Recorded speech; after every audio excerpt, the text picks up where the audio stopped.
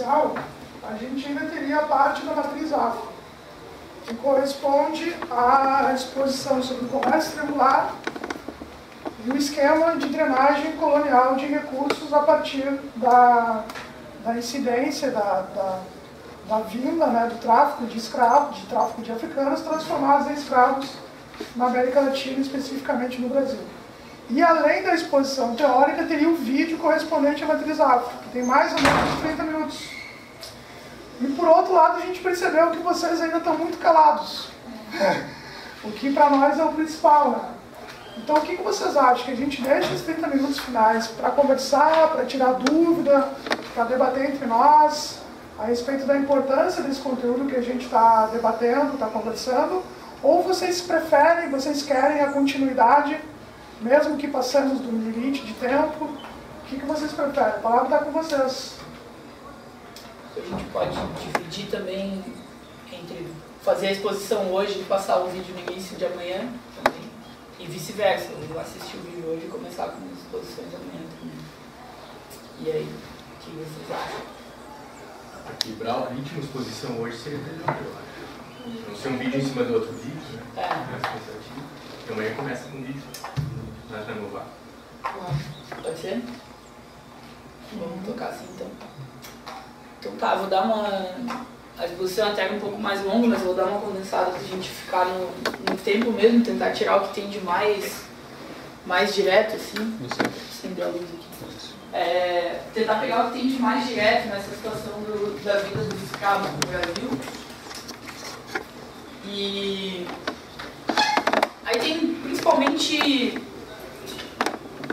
3 tópicos para serem conversados, 3 ou 4 no máximo, que são a gente tentar entender por que foi utilizado o sistema de trabalho escravo na América Latina, e principalmente no Brasil, o porquê que essa escravidão foi negra, por que não se utilizaram, por exemplo, os índios que já estavam aqui.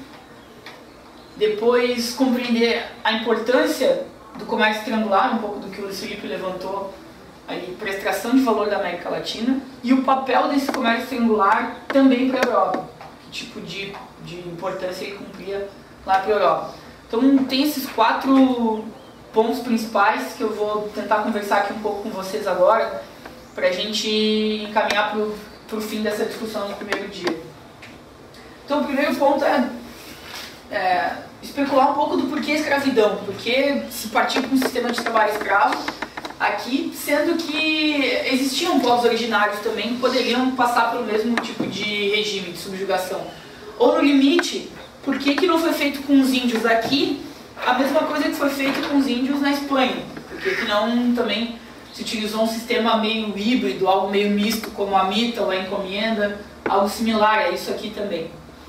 E aí aparecem alguns eixos que vão tentar explicar, primeiro, o porquê que a escravidão existiu, depois o porquê que ela foi negra e não foi indígena. Em primeiro lugar, do porquê que a escravidão existiu. O primeiro ponto fundamental a entender no Brasil, o porquê da escravidão em si, remete um pouco àquilo que a gente conversou antes, da inexistência, aliás, de alguma riqueza que já pudesse ser tirada diretamente do nosso território, logo no início, logo na chegada do colonizador aqui. Isso fez com que, por alguns anos, a gente sempre estuda aqueles 30 anos em que a colônia brasileira ficou ociosa, em que não se teve muita ocupação, ou no máximo se teve remessas esporádicas de pau-brasil através das feitorias, que, como o vídeo aqui mostra, era algo que já vinha da experiência portuguesa até no mapa africano também. Logo em seguida, o que vai sendo colocado no horizonte para Portugal é que começam a existir algumas investidas de países que são mais fortes do que Portugal já no mapa europeu e que ameaçam a soberania portuguesa sobre esse novo território descoberto. E aí, notadamente, aparecem França e Inglaterra no horizonte. E, em alguma medida, a Holanda também. São 3 países que ameaçam essa predominância portuguesa, sobretudo com relação ao território latino-americano, nesse caso, a parte brasileira dele. E aí eles têm uma iniciativa de tentar disputar a parte desse território. Isso cria para Portugal uma necessidade de justificar economicamente a dominação do território. precisa se dar alguma razão econômica para aquela exploração.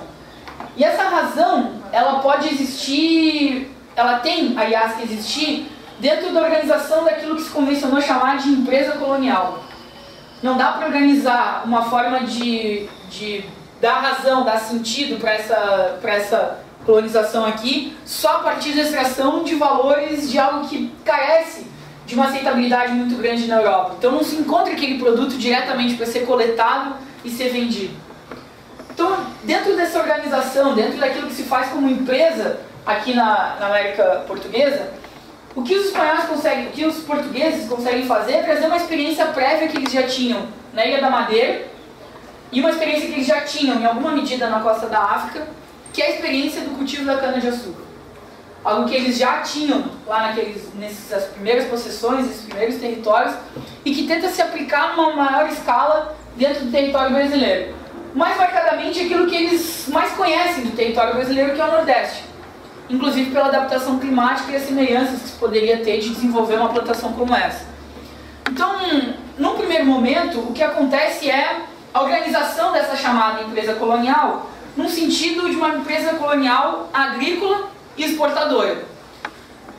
Agrícola poderia criar para ela a possibilidade de gerar um valor excedente dentro da economia brasileira. E exportadora para dar uma razão de existir para essa colônia e principalmente fazê-la participar dessa integração com o comércio mundial.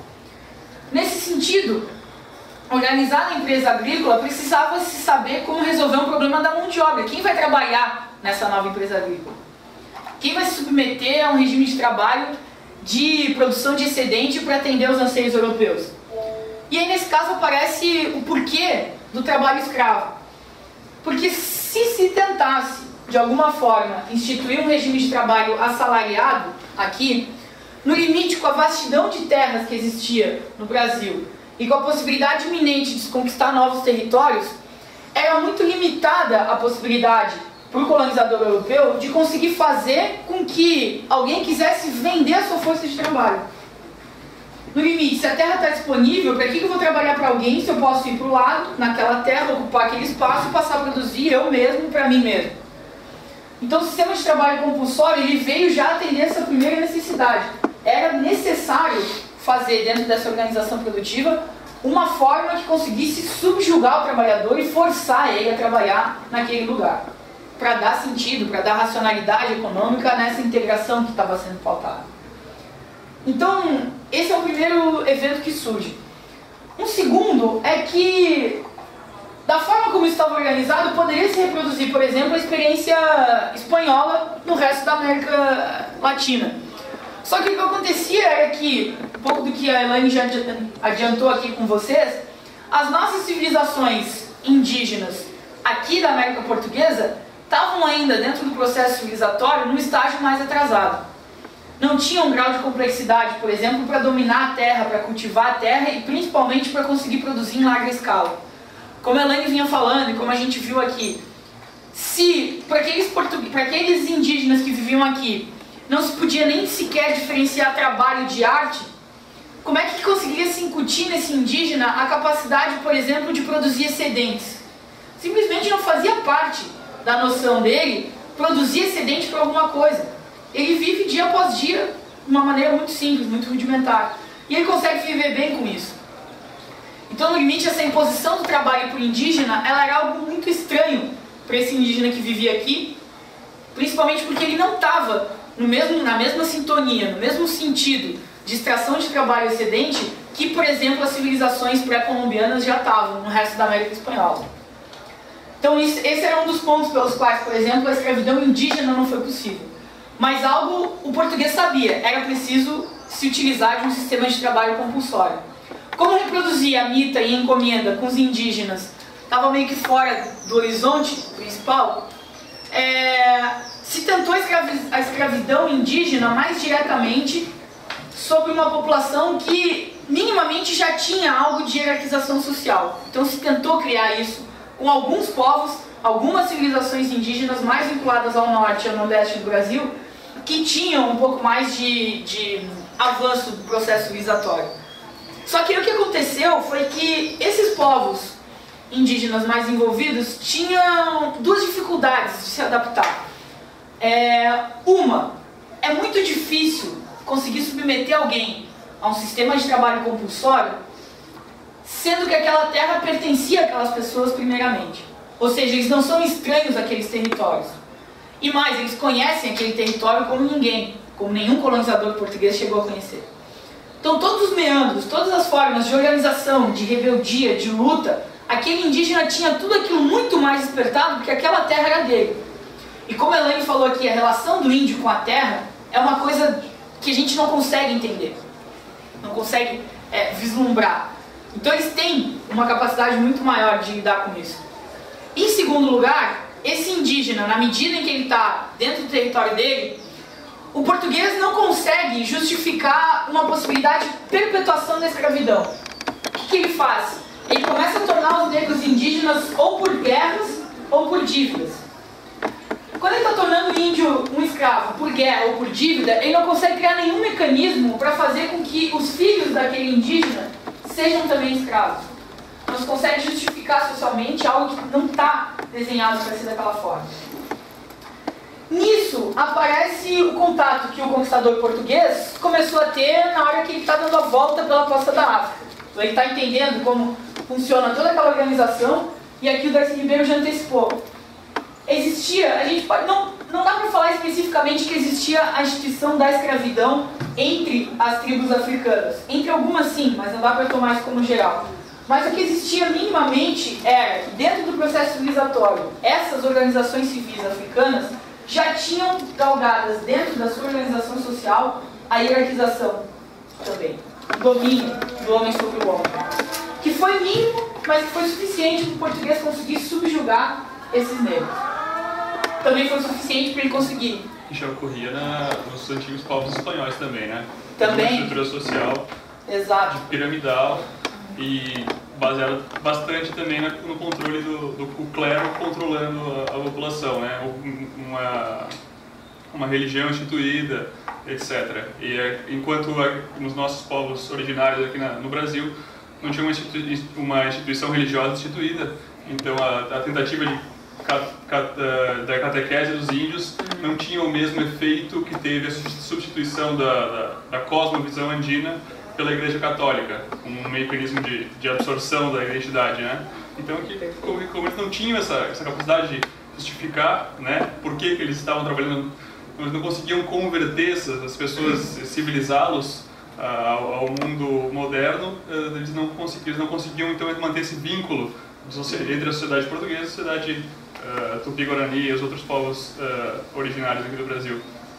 Isso é bastante importante porque, se for pensar como foi feito, por exemplo, no Império Inca, a forma como foi feito, deu muito certo o processo de substituição do Imperador Inca por Pizarro, porque na hora que ele acabou com os últimos reis incas, né, os seus irmãos, ele matou toda a elite, matou todo o clero e substituiu pela sua imagem e pela igreja, né? Então ele conseguiu trocar a parte de cima da pirâmide. E a gente não tinha, sem abalar a estrutura dela. E manteve a mita, que era na verdade um mecanismo já de trabalho forçado dentro do Império Inca, ele só substituiu pelos objetivos próprios, né? Aqui a gente não tinha ideia de trabalho coletivo, não tinha nem ideia de propriedade, né? Então, instituir a ideia de propriedade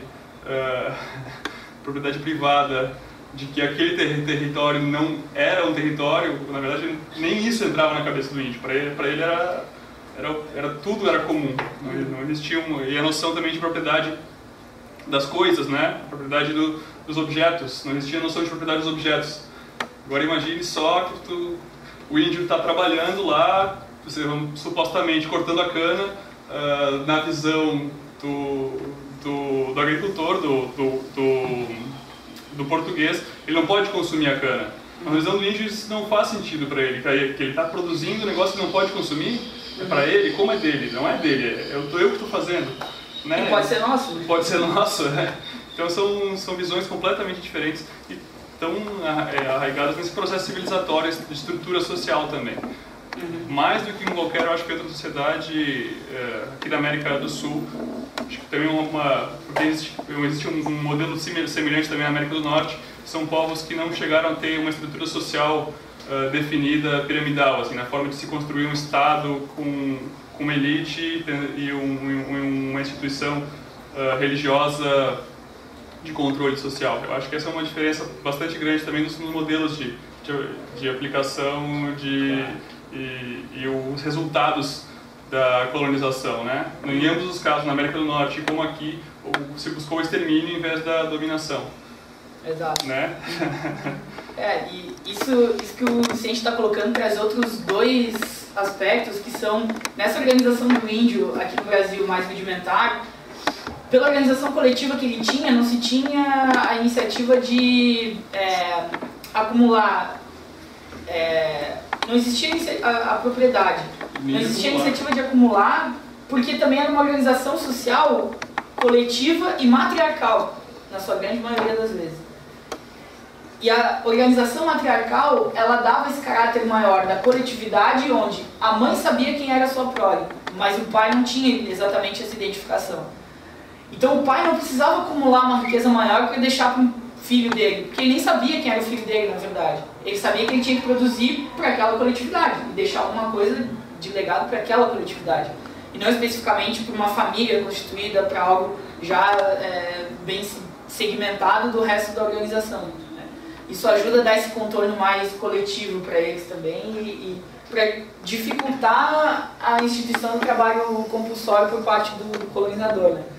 E a segunda coisa é que, dentro da mentalidade indígena e do que isso vai provocando, tem gente que fala que, por exemplo, boa parte dos povos indígenas aqui no Brasil não tinham sequer palavras no vocabulário para designar pronomes pessoais, como principalmente meu, teu, para dividir essas coisas. Então era muito mais, não tinha nem ideia. Ainda não tem. Então, ainda não tem, boa parte deles ainda não tem. Exato. Então... E eu imaginei também na minha cabeça, quando eu lembrei da questão do vínculo da escravidão com o trabalho, eu imaginei como seria impossível, por exemplo, acorrentar o índio para forçar ele a trabalhar. Porque na primeira oportunidade, ele simplesmente iria andando, porque é o território dele, né? E ele sabe para onde ir. Ele sabe para onde ir. A maior parte da população indígena migrou para o interior do Brasil, né? Exato. Então, o negro, por exemplo, que veio escravo, ele não tinha conhecimento nenhum do território, nem a mínima possibilidade de também conhecer o território. Então, muitas vezes ele chegava a uma fazenda e é ali que acabava a sua vida, né? Chegava até um certo local e ali que acabava a sua vida. E aí, sobre isso, o conquistador, nesse caso os portugueses, souberam articular muito bem a forma de organização do trabalho escravo aqui, porque eles tomavam todo o cuidado do mundo, por exemplo, para pegar escravos de diferentes regiões da África, para que eles não tivessem nenhuma identidade entre si, e largar de língua, de costume, de religião, enfim, e de largar eles em territórios também distintos, para que eles tivessem o mínimo de capacidade de mobilização possível também. E tudo isso era racionalizado, pegar de lugares diferentes e largar em lugares diferentes, para evitar o mínimo de mobilização também. Existem casos que vão revelar, por exemplo, lá depois do século XIX, quando veio uma leva, quando o Brasil começou a intensificar cada vez mais a escravidão, na iminência do fim dela, veio uma leva de escravos que teria vindo do Sudão e que, por descuido, acabaram caindo todos mais juntos na Bahia. E grande parte da origem de muitos quilombos brasileiros acabou sendo do Nordeste para Minas Gerais e mais para cima, do território baiano, a partir daquela organização primitiva que tinha se estabelecido. Eles podiam se organizar a partir daquilo. Oi? Diga. Para acrescentar um pouco também, essa escravidão, eu acho, foi motivada também por questão política, concepção política do povo africano. Uma vez estava conversando com um amigo do Haiti, falando dele desse ano, em setembro, foi o 41º aniversário da independência da Guiné-Bissau. Ele me falou, veja isso, Matheus, ele é simples. Até o meu pai é mais velho do que o aniversário da independência do nosso país. O que ele achava, ele me falou, imagina, no Haiti aí, aconteceu a revolução dos escravos há mais de 100 anos, há 100 anos atrás. E você dá a independência bem recente, desde 50. E eu falei para ele uma coisa, a gente na África, a gente não se via como, até hoje, a gente não se identifica como um povo único, igual a gente. Nação? Como uma nação. Essa concepção, a gente herdou de vocês. A gente herdou da diáspora africana na América. Essa concepção de unidade. Do povo africano.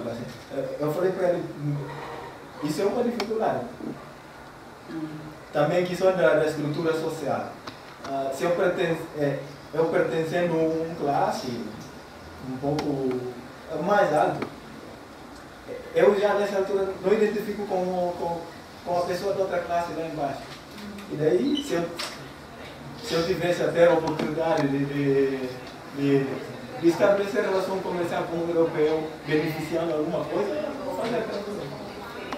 E ele achava que, como eles se viam ali na América, é assim também a gente se via, porque a gente permitiu, porque a gente se subordinou à Europa até esse período. Essa questão política, a gente não se via como uma nação única também.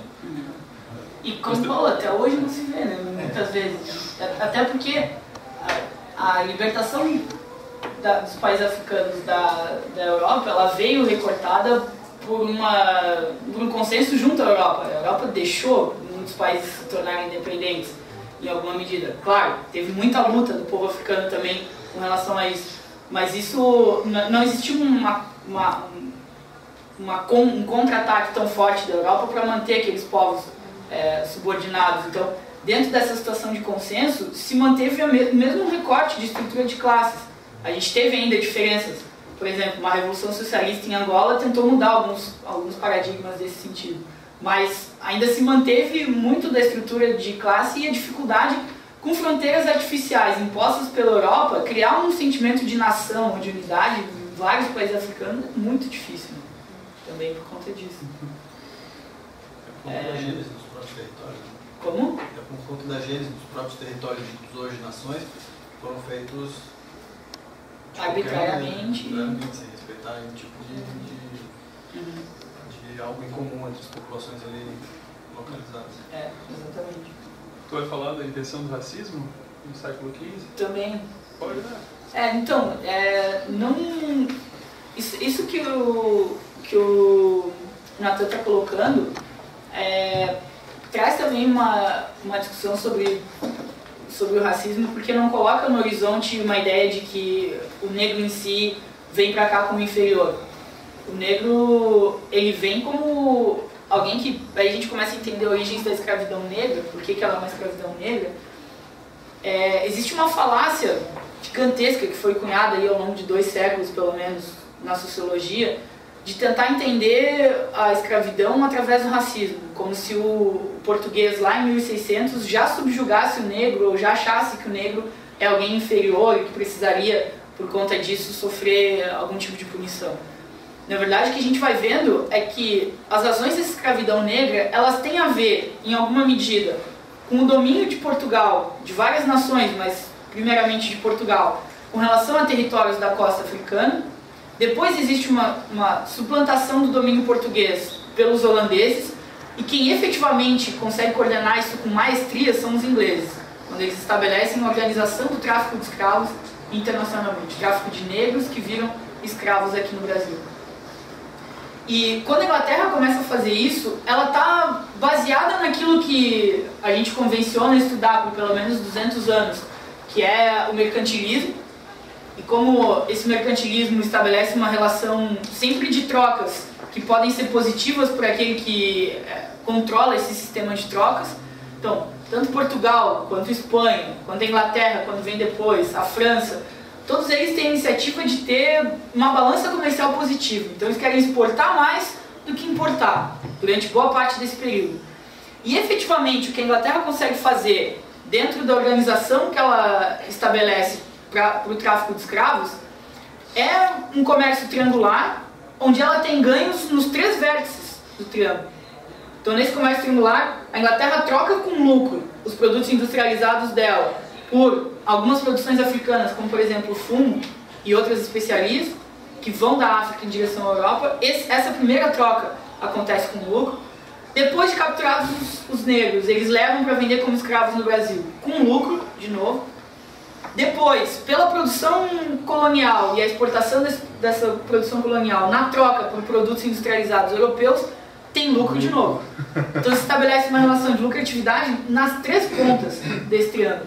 Isso é particularmente importante para se entender também por que o negro foi trazido para o Brasil para ser escravizado, porque ele era uma parte fundante, ele é um dos lados desse triângulo. Ele é uma parte fundante do comércio triangular e, no limite, o que o negro faz é completar o ciclo do comércio triangular e ser uma das mercadorias que podem ser vendidas com lucro na América. Caso que seria, por exemplo, impensado para um comércio de escravos dentro do Brasil, ou para um comércio de escravos a partir da matriz indígena, são pessoas que já vivem aqui. Então, como eles não podem ser tratados como uma mercadoria de um lugar para serem vendidos em outro lugar, em toda a organização produtiva, primordialmente, se inicia no Nordeste, a principal razão que pode se atribuir para a escravidão negra passa muito longe do racismo. Ela está muito mais identificada com a organização de um mercado entre Europa, África e América. A organização desse mercado foi fundamental para colocar dentro do horizonte um comércio triangular que fosse lucrativo para a Inglaterra, de novo, nas suas três pontas. Algo que Portugal começou fazendo fortemente, para tentar fazer com que aquele regime de trabalho compulsório vigorasse, como a gente falou, e as dificuldades de se aplicar isso para o índio. Depois, ele tinha que produzir algo com excedente, mas tinha que produzir alguma coisa que tivesse valor econômico na Europa e que não pudesse garantir a possibilidade de fuga ou de escape dentro de um território muito vasto. Então ele captura o negro dentro do continente africano, traz, quanto colonizador, traz para a matriz de produção aqui na colônia, subjuga esse negro, submete ele ao trabalho escravo, coloca ele numa condição degradante e a partir disso cria uma compulsoriedade que esse negro está sob a lei do açoite o tempo inteiro. Qualquer passo que ele der fora da linha, ele é penalizado. E aquele é o ritmo que ele vai ser levado por 350 anos. Então, toda hora que esse negro está submetido no sistema de trabalho compulsório, ele primeiro é uma parte da organização produtiva da colônia, porque precisa existir com base no trabalho compulsório. E segundo, ele é um elemento fundamental para a base do comércio triangular. Então, ele, em última medida, ele serve para justificar grande parte do comércio triangular e o fato de ele dar lucro nas três pontas nas quais ele vai sendo revelado. Né? E aí, na discussão entre racismo e escravidão, a gente consegue perceber que o racismo ele só aparece como teoria social para justificar a inferioridade do negro no século XIX, é muito depois. Lá na frente, no século XIX, o negro começa a ser hostilizado porque ele teria uma destreza menor, porque ele tem dificuldade de se adaptar, porque ele não tem acesso, porque ele não tem capacidade para acompanhar o trabalho do branco. E aí, amanhã a gente pode até... É uma tentativa de resposta ao iluminismo, né? Uma tentativa de resposta ao iluminismo para justificar um modelo econômico que já existia. Isso, né? E de dar uma racionalidade científica. Exatamente, exatamente. Então, tentar justificar, nesse caso, através de uma ciência que provaria que o negro é inferior e, portanto, por 350 anos ele já foi subjugado por causa disso. Isso ajuda a validar também porque ele pode continuar sendo subjugado mesmo depois de ele ser um escravo, que é o mais importante ainda. Depois ele se torna pretensamente livre, mas dentro dessa liberdade dele ele continua sendo inferiorizado. Pela forma com que ele foi inserido, e a gente pode discutir, por exemplo, o negro jamais teve possibilidade de acesso aos meios de produção no Brasil. Jamais. Ele só foi liberto lá em 1888, depois que se criou a Lei de Terras em 1850. A Lei de Terras, quando ela foi capaz de estabelecer que as pessoas só tinham duas possibilidades de acesso à terra. Uma, concedida pelo governo, e a segunda, através da compra. Bom, se o negro é escravo e não recebe um centavo para trabalhar, ele jamais vai ter dinheiro para comprar uma terra. E outra, como sempre foi alguém embaixo da sociedade e boa parte do espectro político já está dominado pelos fazendeiros, esse negro de maneira alguma vai receber uma carta de propriedade de alguma terra por parte do Estado, se o Estado é controlado exatamente pelos donos da propriedade. Então ele fica absolutamente alienado da possibilidade de acesso à terra. Situação que é absolutamente distinta do que acontece quando vem a segunda leva de europeus para o Brasil. Quando vem os imigrantes italianos e alemães, por exemplo, um ponto interessante aí é que eles vêm mais ou menos entre 1824, as primeiras levas, e até 1859, então os primeiros 35 anos da vinda do imigrante europeu aqui, quando isso não tinha um controle por parte do Estado, e é colocado nas mesmas condições de subjugação do negro. A reprodução do mesmo sistema de trabalho, que, de novo, valida a ideia de que não é a cor da pele que justifica o porquê que alguém vai ser mais ou menos explorado. Convencer um senhor de terras, que passou 350 anos explorando a mão de obra dele, de que aquela pessoa que está vindo nova para cá tem que ser menos explorada porque a pele dele é mais clarinha, para ele é uma insanidade. Ele não vai fazer isso só porque a pele é mais clara. Ou só porque talvez tenha uma identidade com o passado comum europeu dos dois. Nada disso. Ele vai subjugar ao mesmo sistema de produção e ao mesmo ritmo de produção extenuante que o negro está. Então, no limite, o racismo não está por trás disso também. E aí o que acontece?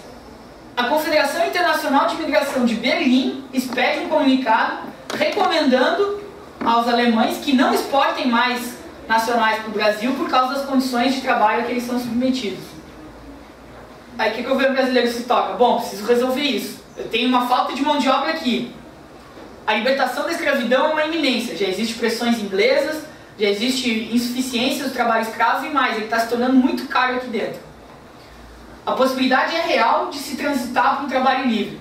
Se a possibilidade é real, e eu estou importando mão de obra, tem que existir um mínimo de respaldo por parte do Estado para que isso possa acontecer. Aí o que o Estado faz? Uma política massiva de imigração que vem com dois eixos fundamentais. O primeiro, o imigrante que vem para cá vai ter a viagem dele paga pelo Estado, porque antes ele vinha e já estava devendo, porque ele precisava pagar a viagem. Em segundo lugar, ele vem para cá com o primeiro ano dele de operação sem ter qualquer tipo de despesa. Isso vai ser bancado pelo empresário que trouxe ele e que vai colocar ele numa terra arrendada. Se o primeiro ano dele é mais ou menos de carência, ele tem possibilidade de acumular uma quantidade de excedente de capital suficiente para pagar por esse primeiro ano de despesa que ele gerou e conseguir agora produzir para ele mesmo. Mesmo que não seja tudo que ele produz, algo ele vai produzir para ele mesmo. E dentro desse sistema, depois de 5 anos, ele tem acesso à terra. Então, no limite, para a população branca e europeia, foi dado direito, foi facultado direito à propriedade, no limite. Agora, para uma população negra que ficou 350 anos marginalizada, não existiu qualquer iminência de possibilidade de ter acesso ao meio de produção, principalmente à terra. Então esse negro ele sai do campo, vai para a cidade e vai compor os bolsões de periferia da cidade. No limite ele começa nos cortiços e vai terminar nas favelas. Na virada do século XIX para o XX. Só para fechar um pouco sobre isso, aí o que dá para entender também é que esse negro ele só é liberto quando ele não pode ter mais acesso à terra. Só que a gente consegue entender também várias das diferenças regionais no Brasil. Eu arrisco dizer que vocês todos estariam de acordo com a ideia de que não é o sul do país que sustenta o resto. Todo mundo consegue ter minimamente um pensamento crítico com relação a isso. A gente consegue pelo menos pensar que, bom, o Brasil depende sim do norte e do nordeste. Mas aí quando tem que se justificar por quê, a gente não consegue sustentar tão concretamente. E aí as diferenças regionais começam a ficar marcadas quando no sul e no sudeste do Brasil, com essa vinda da população imigrante, a possibilidade dele ter acesso à terra em 5 anos provocou uma reforma agrária silenciosa no Brasil, entre essa população branca. Porque eles tiveram a oportunidade de dividir a terra entre eles, e com seus descendentes, etc. Então a organização da terra foi muito menos excludente no centro-sul do Brasil do que no norte e no nordeste. Isso já dá contornos para a organização produtiva e para a diferença em termos de qualidade de vida e desenvolvimento econômico, coloca ele muito mais à frente do resto do país. Além disso, se a gente pegar a divisão dessa terra, a forma como ela foi feita, ainda hoje existem mecanismos para perpetuar essa relação. Por exemplo, no sistema tributário brasileiro,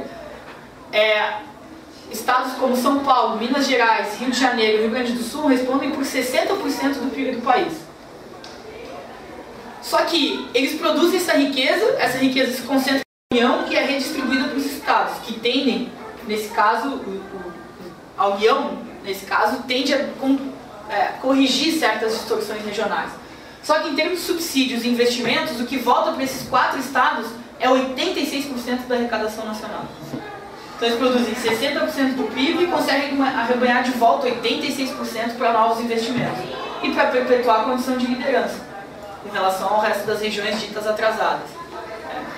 Então, isso acontece no plano nacional, mas amanhã tanto o Luiz Felipe quanto o Vitor vão mostrando o quanto isso é articulado em termos internacionais. E a gente pode ver, por exemplo, quanto boa parte do excedente econômico que foi acumulado aqui com o tráfico de escravos tem na sua raiz grande parte da acumulação primitiva da base que fez com que a Inglaterra se tornasse a fábrica do mundo. Por exemplo, a Inglaterra teve que se organizar em termos navais para construir uma marinha mercante, uma marinha de guerra, para organizar todo esse sistema de comércio triangular. A Inglaterra teve que se organizar do ponto de vista da produção de metalurgias, porque, por exemplo, era a Inglaterra sozinha que produzia todas as algemas, os grilhões e as correntes que trouxeram os negros da África para cá. Então imagina aquela ilha, daquele tamanho, tendo que trazer 40 milhões de escravos da África para a América, nos dados mais modestos que se tem, 40 milhões de pessoas e tendo que produzir algemas, correntes e grilhões para toda essa população e para trazer eles para cá. Então, tudo isso vai ajudando a funcionar uma máquina de produtividade dentro da Inglaterra que tem na sua origem o berço da Revolução Industrial Inglesa, o controle desse comércio internacional. Que daí, como eu falei, se reproduz internamente nessas desigualdades regionais e que a gente vai levar mais a cabo amanhã também, na área da discussão do Luiz Felipe e do Vitor. Queria falar alguma coisa aqui, Jorge? Não, só complementando a questão do negro, né? Eu preciso entender também que quando houve do trabalho, da escravidão, do trabalho assalariado, é preciso também estar na mentalidade a ideologia capitalista, né? Então, assim, o negro não estava com essa ideia de vender a força de trabalho em troca do salário. Ele vinha de um regime onde o trabalho era visto como uma coisa ruim. Entendeu? Ele passou 350 anos ali na marra do chicote. Ele tem essa liberdade. Ele ganhou a liberdade, ele vai querer o quê? Ele vai querer continuar trabalhando, que viver de uma maneira ruim, ou vai ali buscar o autossustento e... Né? Eu acho que isso seria só subsistência. Subsistência, isso. Mas eu acho que além disso, que assim que a população afrodescendente passou a ser livre, ela sai da fazenda e vai para a cidade. Sim. Só que o empregador da cidade, mediante aos imigrantes, ele prefere contratar o imigrante do que o afrodescendente, porque ele, por ele ter sido escravizado, ele não gosta realmente do trabalho, tem uma interpretação de que o negro é preguiçoso, ele não gosta de trabalho, então eu vou ficar com o imigrante. O que contribui ainda mais para a marginalização dessa população que fica na periferia sem emprego. Aí sim, deixando sapato, ou limpando casa, enfim. No limite tem uma observação do Celso Furtado sobre isso que é muito pertinente. Ele diz que na medida em que o negro vai se tornando livre, ele, tendo passado a vida dele inteira tendo que trabalhar num sistema compulsório, sempre sendo obrigado a trabalhar, quando ele se torna minimamente livre, o Furtado diz que ele prefere comprar o ócio dele do que ter que trabalhar de novo. O que isso significa? E daí vem a fama de preguiçoso, porque o negro prefere não trabalhar e poder ficar 2, 3 dias descansando, porque é a primeira vez na vida dele que ele teve uma possibilidade de fazer o que seus antepassados nunca tiveram.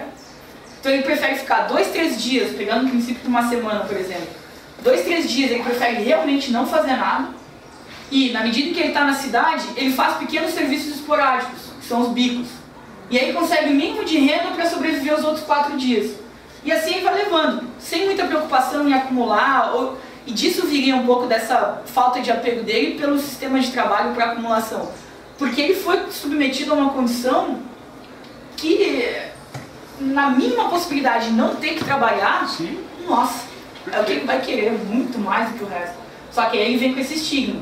É preguiçoso, não vai trabalhar, tal, vai querer sempre, vai preferir sempre o ócio a ter que trabalhar, todas essas coisas. Né? Mas no limite é isso, o Furtado tem uma expressão feliz, ele compra o ócio dele. Ele prefere realmente não trabalhar do que receber um salário para ter que continuar trabalhando. Então ele vai e faz esse serviço esporádico, faz esses bicos, vai se inserir na cidade. O que é muito importante sobre isso também é que esse negro, esse afrodescendente que vai passando a virada do século XIX para o XX, ele é qualquer coisa dentro da sociedade menos excluído. Porque muitas vezes tem a tendência de tratar ele como alguém excluído. Agora, ele é fundamental, por exemplo, para controlar o nível de salários do imigrante europeu.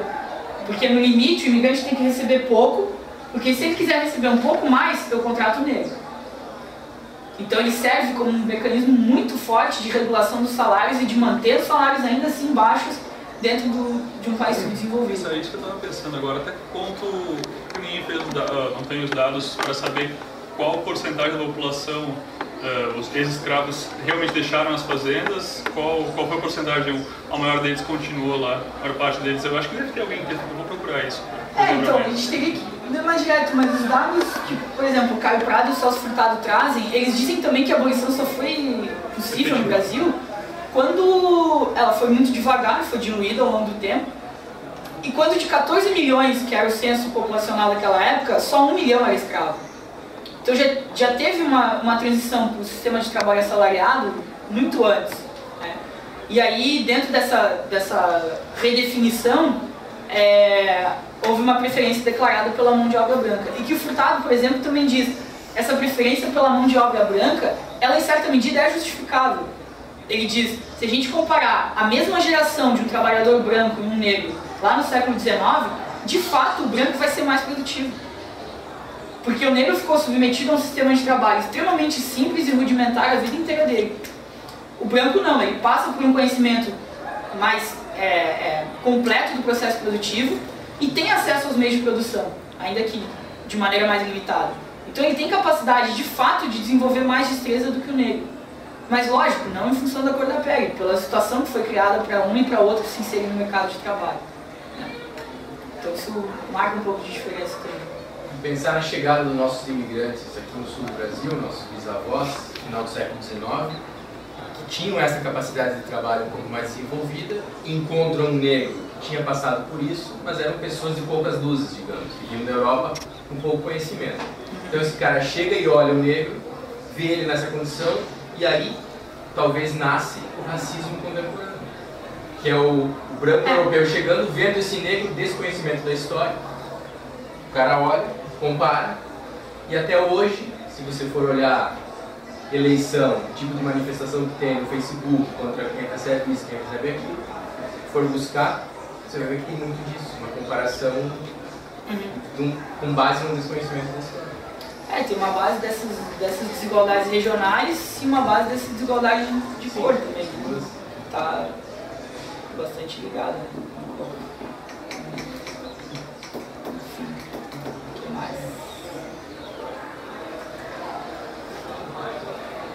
É isso.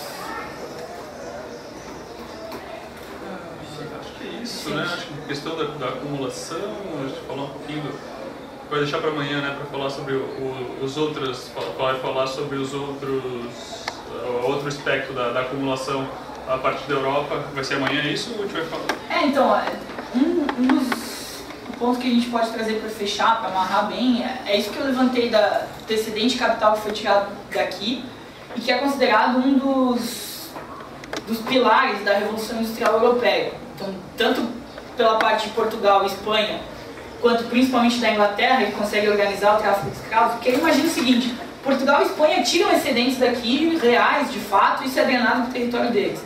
Agora, isso só é feito com a mão de obra que eles precisam resolver, um problema da mão de obra que precisa ser resolvido. E o fornecimento dessa mão de obra é todo controlado pela Inglaterra. Então, no limite, se a gente pensar em fatores de produção, a terra já está aqui, o capital disponível é o inglês, tem uma passagem do capital holandês para o inglês, mas o capital é de domínio inglês, e o ritmo do despejo da mão de obra também é a Inglaterra quem controla. Então ela vai determinando o ritmo do desenvolvimento aqui de se extrair mais ou menos excedente ao longo de 3 séculos, e tudo isso é drenado para a Inglaterra. Existem alguns escritos da época que começam a falar que a Inglaterra exerceria uma espécie de função magnética, porque parece que toda a riqueza do mundo acaba sendo atraída para ela naquele período. Então a gente começa a entender como essa drenagem de recursos e como a América Latina faz parte de uma base em que o subdesenvolvimento foi sendo gerado aqui na medida em que o desenvolvimento foi sendo gerado no centro. É algo que a gente vai aprofundar mais amanhã, mas a base disso é uma base colonial. O subdesenvolvimento da América Latina tem uma base estritamente colonial. Agora, não dá para ter sobre esse subdesenvolvimento uma visão fatalista, de pensar que uma vez colônia a gente sempre vai ter essa condição. Porque existem exemplos na história que fugiram disso e existem possibilidades que não estão intrinsecamente ligadas ao modo de produção capitalista. E é fundamental pensar nesse tipo de possibilidade, que são as matrizes de enfrentamento do subdesenvolvimento que o Luiz Felipe e o Vitor vão trabalhar mais detidamente amanhã. Mas um dos pontos fundamentais para a gente amarrar ou fechar um pouco mais é esse. A América Latina cumpriu um papel fundamental para a acumulação primitiva de capital na Europa, para que eles pudessem fazer a Revolução Industrial. Isso foi dado nessa base de integração entre uma América Latina que não era feudal, porque se fosse feudal, o excedente econômico tinha ficado aqui. E no limite tinha levado a mais ou menos desenvolvimento aqui, mas aí seria outra questão. O ponto é, o excedente econômico produzido aqui num modo de produção capitalista, só que num capitalismo colonial, fez com que esse excedente fosse drenado para o centro. E na medida em que ele foi sendo drenado, ele foi gerando cada vez mais riqueza lá nesse centro. Foi ajudando a construir o capitalismo na Europa. Acho que é mais ou menos por aí. Então, fechamos?